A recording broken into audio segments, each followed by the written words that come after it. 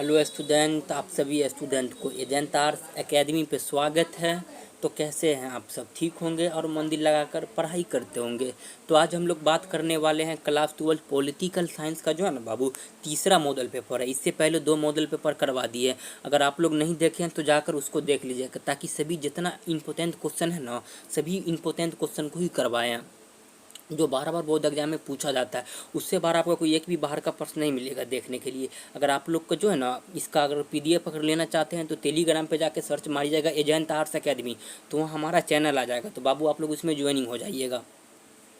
तो चलिए नौ देरी करते हुए आज का जो है ना क्लास को स्टार्ट करते हैं। तो आज का जो हमारा पहला प्रश्न है, दक्षेस का मुख्यालय कहाँ स्थित है? ऑप्शन नंबर ए में इस्लामाबाद में, ऑप्शन नंबर बी में काठमांडू में, ऑप्शन नंबर सी में नई दिल्ली में, ऑप्शन नंबर डी में कोलंबो में। तो दक्षेस में, दक्षेस यानी क्या होता है? यानी सार्क होता है बाबू। क्या होता है दक्षेस? यानी सार्क और दक्षेस दोनों एक ही है। इसका जो है ना बाबू पहले इसका बारे में थोड़ा जान लीजिए, उसके बाद जो है ना आप इसका आंसर को जान लीजिएगा। दक्षेस यानी क्या होता है बाबू? सार्क होता है। सार्क में जो है ना बाबू कितने सदस्य हैं? सार्क में कितने सदस्य हैं जो बाबू है ना, एक सार्क एक संगठन है, इसमें कितने सदस्य हैं? 8 सदस्य हैं। कितने हैं बाबू? 8 सदस्य हैं। इसका एक ट्रिक हम लोग इससे पिछले वाले मॉडल पेपर में दे दिए थे। क्या है ट्रिक बाबू? MBBS अपनी, MBBS अपनी। क्या है ट्रिक है बाबू? MBBS अपनी। देखो आपका जो है ना एम से हो जाएगा मालदीव, बी से हो जाएगा भूटान, बी से बांग्लादेश, ए से अफगानिस्तान जो है ना बाबू ये 2007 में ज्वाइनिंग हुआ था सार्क में। अब पी से हो जाएगा आपका जो है ना पाकिस्तान, एन से नेपाल, आई से इंडिया। तो आप लोग ये आठों देश को अच्छे से याद रखिए। एक ट्रिक याद रखिएगा। ट्रिक क्या है? MBBS अपनी। यह ट्रिक जो है ना आपको जो दक्षेस में 8 देश हैं, यह सभी देश इसमें आ जाता है। MBBS अपनी ट्रिक याद रखिएगा आप लोग।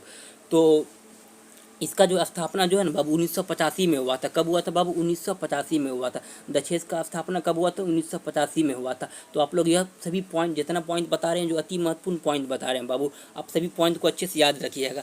तो दक्षेस का जो है ना मुख्यालय कहाँ? काठमांडू हो जाएगा। क्या हो जाएगा बाबू? नेपाल की राजधानी जो काठमांडू जो है ना, वह दक्षेस का मुख्यालय है। कहाँ पे है? नेपाल का राजधानी काठमांडू जो है ना, वहाँ दक्षेस का मुख्यालय। आप लोग इसको भी अच्छे से याद रखिएगा। जितना पॉइंट बताएं हैं सभी पॉइंट जो है ना बाबू अति महत्वपूर्ण पॉइंट बताएं। तो आप लोग जो है ना सभी पॉइंट को अच्छे से याद रखिएगा। तो चलिए क्वेश्चन नंबर 2 को देख लेते हैं। क्वेश्चन नंबर 2 में क्या है? भारत पाकिस्तान युद्ध हुआ था, कब हुआ था? भारत और पाकिस्तान के बीच जो है ना बाबू युद्ध कब हुआ था? ऑप्शन नंबर ए में 1977, ऑप्शन नंबर बी में 1972, ऑप्शन नंबर सी में 1962, ऑप्शन नंबर डी में 1971। देखो बाबू भारत और पाकिस्तान का जो है ना युद्ध हुआ था 1900, यहाँ आंसर हो जाएगा क्या हो जाएगा? ऑप्शन नंबर डी हो जाएगा। 1971 में हुआ था। 72 में शिमला समझौता हुआ था। जो 1971 में जो था ना, जिसमें बांग्लादेश का मुक्ति हुआ था। इसका जो है ना बाबू इसका थ्योरी जो हम करवाएंगे ना आप लोग को बहुत अच्छे से उसमें डीपली समझा देंगे। आप लोग इसके लिए टेंशन नहीं लीजिएगा। इसका थ्योरी करवाएंगे उसमें डीपली समझा देंगे आप लोग को। तो आप लोग इसके लिए टेंशन नहीं लीजिएगा। और भारत और चाइना के बीच युद्ध हुआ था 1962 में, जिसमें भारत की हार हुई थी। किसकी भारत की हार हुई थी? इसमें 1971 में बाबू भारत की जीत हुई थी, जिसमें बांग्लादेश का जो था ना एक नया देश बना था। जो पहले पूर्वी पाकिस्तान था बांग्लादेश, वह नया देश बन गया था। कब बना था बाबू? 1971 में।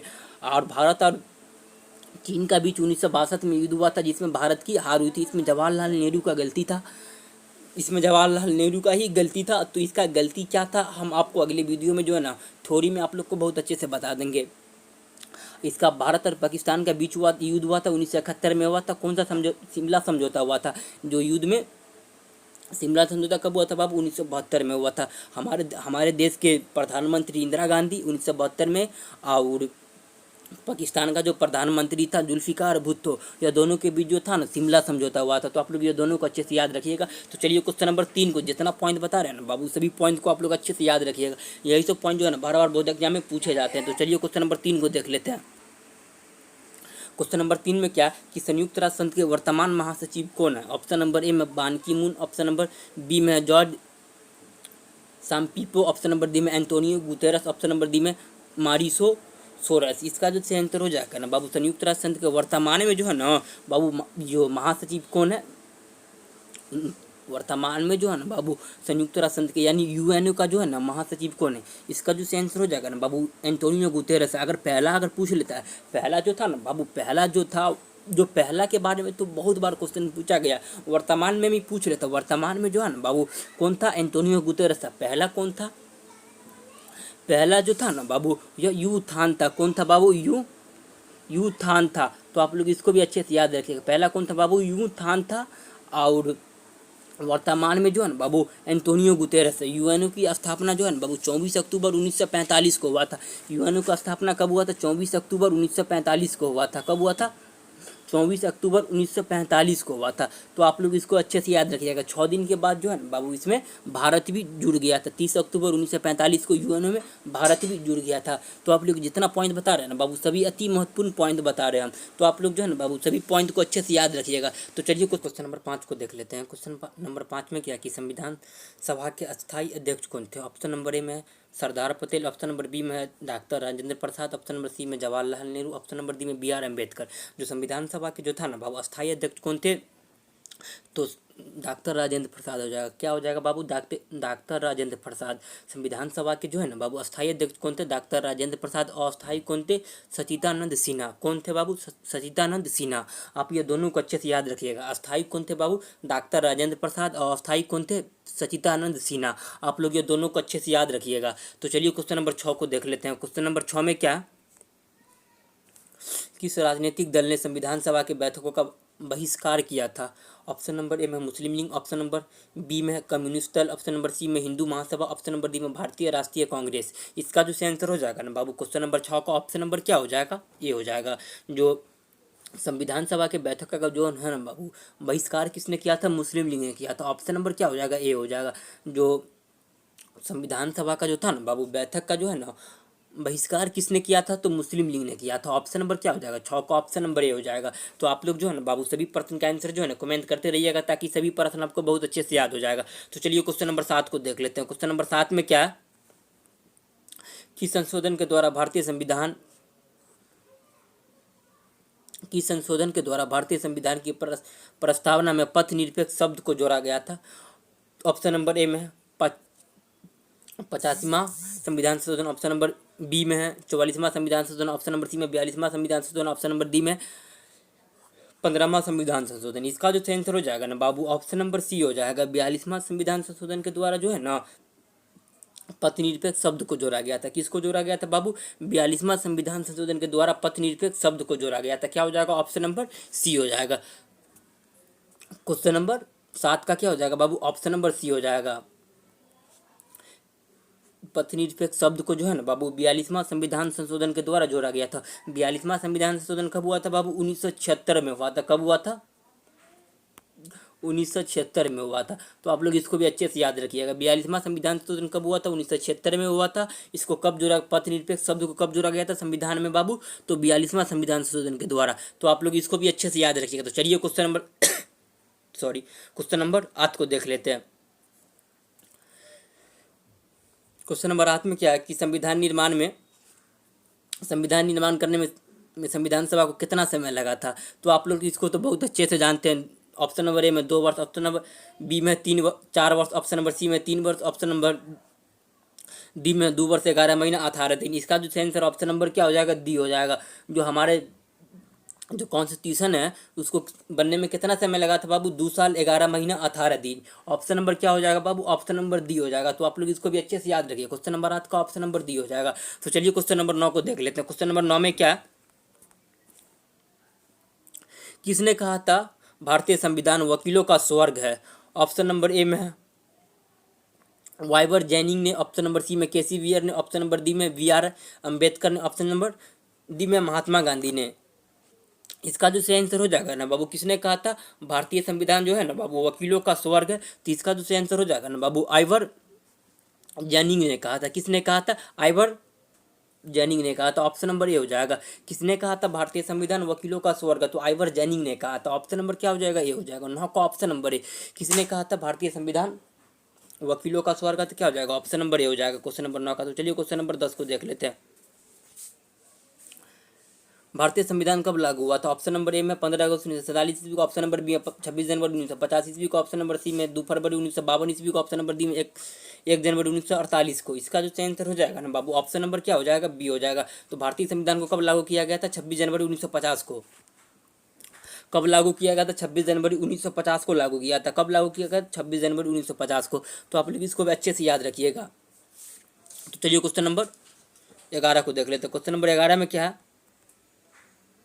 वर्तमान में भारतीय संविधान में कितनी अनुसूची यानी शेड्यूल जो है ना कितने हैं, जो हमारे संविधान में शेड्यूल कितने हैं। ऑप्शन नंबर ए में है 14, ऑप्शन नंबर बी में है 6, ऑप्शन नंबर सी में है 12, ऑप्शन नंबर डी में है 10। जो हमारे संविधान में जो वर्तमान में जो है ना बाबू 12 अनुसूची कितना है 12 है। पहले जो था ना 8 था, पहले कितना था 8 था, वर्तमान में जो है 12। आप लोग ये दोनों को अच्छे से याद रखिएगा। तो चलिए क्वेश्चन नंबर 12 को देख लेते हैं।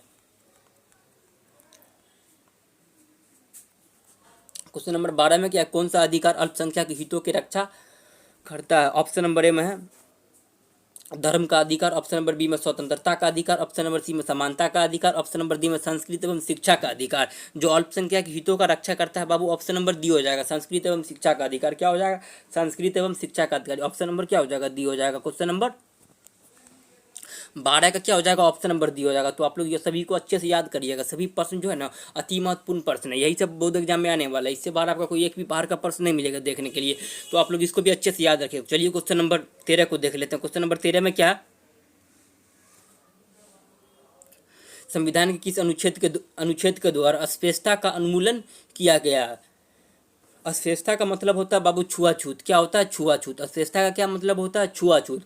जो हमारे कॉन्स्टिट्यूशन में जो हमारे मूल अधिकार है, मूल अधिकार जो है ना व्यक्ति का अधिकार होता है। मूल अधिकार क्या होता है बाबू, व्यक्ति का अधिकार होता है, ना कि किसी नेता और कोई सरकार का भी अधिकार नहीं होता है। वह व्यक्ति का अधिकार होता है। मूल अधिकार या मौलिक अधिकार दोनों एक ही हुआ, तो व्यक्ति के लिए अधिकार होता है। तो अनुच्छेद कितना में है बाबू, 14 में, ऑप्शन नंबर बी में है अनुच्छेद 12 में, ऑप्शन नंबर सी में अनुच्छेद 17 में, ऑप्शन नंबर डी में अनुच्छेद 18 में। इसका जो आंसर हो जाएगा ना बाबू, अस्पृश्यता का जो छुआछूत का जो उन्मूलन किया गया अनुच्छेद 17 में किया गया। किस में किया गया बाबू, अनुच्छेद 17 में किया गया। तो आप लोग इसको तो अच्छे से जानते ही हैं। क्वेश्चन नंबर 13 का क्या हो जाएगा, ऑप्शन नंबर सी हो जाएगा। तो चलिए क्वेश्चन नंबर 14 को देख लेते हैं। क्वेश्चन नंबर 14 में क्या है, संविधान संशोधन के द्वारा संपत्ति के अधिकार को मौलिक अधिकार से हटा दिया गया था। कब हटा दिया गया था, ऑप्शन नंबर ए में 44वां संविधान संशोधन, ऑप्शन नंबर बी में 45वां संविधान संशोधन, ऑप्शन नंबर सी में 46वां संविधान संशोधन, ऑप्शन नंबर डी में 47वां संविधान संशोधन। इसका जो आंसर हो जाएगा ना बाबू, ऑप्शन नंबर ए हो जाएगा। जो मौलिक अधिकार से जो है ना संपत्ति का अधिकार हटा दिया गया तो 1978 में जो है ना 44वां संविधान संशोधन हुआ था। कब हुआ था, 1978 में। तो आप लोग इसको भी डेट को भी अच्छे से याद, कहीं कहीं डेट भी दे दिया रहता है, तो आप लोग इसको भी अच्छे से याद रखिएगा। 44वां संविधान संशोधन जो है ना मौलिक अधिकार से संपत्ति का अधिकार को हटा दिया गया था। कब हटा दिया गया था, 1978 में। आप लोग ये दोनों को अच्छे से याद रखें। चलिए क्वेश्चन नंबर 15 को देख लेते हैं। क्वेश्चन नंबर 15 में क्या, मौलिक अधिकारों को लागू करने का रीत कौन जारी करता है। जो मौलिक अधिकार जो है ना उसका लागू करने का रीत कौन जारी करता है। ऑप्शन नंबर ए में सर्वोच्च न्यायालय यानी supreme court, option number B में संसद, ऑप्शन नंबर सी में निर्वाचन आयोग, ऑप्शन नंबर डी में राष्ट्रपति। इसका जो आंसर हो जाएगा ना बाबू, ऑप्शन नंबर क्या हो जाएगा, ये हो जाएगा। जो सुप्रीम कोर्ट जो है ना यह मौलिक अधिकारों का रीत जारी करता है। कौन करता है, सुप्रीम कोर्ट करता है। ऑप्शन नंबर क्या हो जाएगा, ये हो जाएगा। सर्वोच्च न्यायालय जो है ना मौलिक अधिकारों का रीत जारी करता है। ऑप्शन नंबर ये हो जाएगा। क्वेश्चन नंबर 15 का ऑप्शन नंबर ये हो जाएगा। तो आप लोग इसको भी अच्छे से याद रखिएगा। तो चलिए क्वेश्चन नंबर 16 को देख लेते हैं। क्वेश्चन नंबर 16 में क्या कि भारतीय निर्वाचन आयोग को कितने सदस्य है। ऑप्शन नंबर ए में 2, ऑप्शन नंबर बी में 3, ऑप्शन नंबर सी में 4, ऑप्शन नंबर डी में 5। तो भारतीय निर्वाचन आयोग में कितने सदस्य हैं बाबू, 3 सदस्य हैं। कितने सदस्य हैं, 3 सदस्य हैं। तो आप लोग जो है ना सभी प्रश्न को अच्छे से याद कर लीजिएगा। यही सब प्रश्न जो है ना बाबू बार बार बोर्ड एग्जाम में पूछे जाते हैं। इससे बाहर आपको कोई एक भी बाहर का प्रश्न नहीं मिलेगा देखने के लिए। तो आप लोग जो है सभी प्रश्न के आंसर जो है ना कमेंट जरूर करिएगा। तो चलिए क्वेश्चन नंबर 17 को देख लेते हैं। क्वेश्चन नंबर 17 में क्या है कि निम्नलिखित में से कौन सा निकाय जो है ना निकाय को भारतीय संविधान का संरक्षण या प्रहरी माना जाता है। ऑप्शन नंबर ए में राष्ट्रपति, ऑप्शन नंबर बी में सर्वोच्च न्यायालय, ऑप्शन नंबर डी में निर्वाचन आयोग, ऑप्शन नंबर डी में इनमें से कोई नहीं। जो भारतीय संविधान का जो है ना बाबू संरक्षण या प्रहरी किसे माना जाता है, तो सुप्रीम कोर्ट को माना जाता है। क्या हो जाएगा बाबू, ऑप्शन नंबर बी हो जाएगा। क्या हो जाएगा, सुप्रीम कोर्ट को जो है ना भारतीय संविधान का संरक्षण या प्रहरी माना जाता है। तो ऑप्शन नंबर क्या हो जाएगा, बी हो जाएगा। आप लोग जो है ना बाबू सभी प्रश्न का आंसर जो है ना कमेंट करते रहिएगा, ताकि सभी प्रश्न आपको बहुत अच्छे से याद हो जाएगा। यही सब प्रश्न जो है ना बाबू बार बार बोर्ड एग्जाम में पूछे जाते हैं। इससे बार आपको कोई एक भी बाहर का प्रश्न नहीं मिलेगा देखने के लिए। तो चलिए क्वेश्चन नंबर 18 को देख लेते हैं। क्वेश्चन नंबर 18 में क्या है कि किस अनुच्छेद के तहत राज्यों में राष्ट्रपति शासन लगाया जा सकता है। राज्यों में कहाँ बाबू लगाया जाता है, राज्यों में जो है ना राष्ट्रपति शासन यानी आपातकाल लगाया जा सकता है। अनुच्छेद 352, अनुच्छेद 356, अनुच्छेद 307 और अनुच्छेद 380। देखो यहाँ एक कॉन्सेप्ट बता देते हैं हम बाबू। अगर आपको पूरा अगर देश में जो है ना राष्ट्रपति, अगर पूरा अगर देश में अगर आपातकाल लगाना 352 के तहत लगेगा।